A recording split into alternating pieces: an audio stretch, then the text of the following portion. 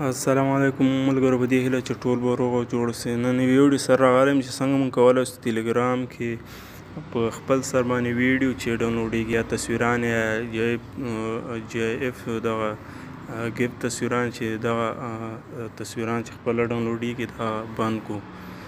نو لومړی به راسو د سیټینګ د فاز درې کرښې دي دا ووایي او په دې کې به بیا سیټینګ انتخاب کړئ او بیا به چې کوئ دغه ډیټا اینډ سټوریج دا به انتخاب کړئ.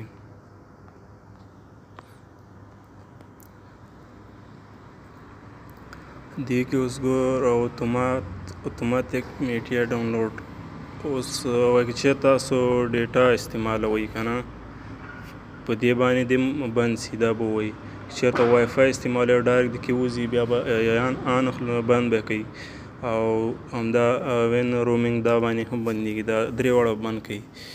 بل دلته یې لاندې ګورو اتوماتیک فلای میډیا یعنې اتومات چې کله جی اف دی دغه تصویران دا دې درته فلای سي او یا ویډیو دې ډایرکټ درته فلای سي. نو که چېرته تاسو غواړئ چې دا بند کړئ نو دا دواړه به څه کوئ دا ټیک مارک به بند کړئ.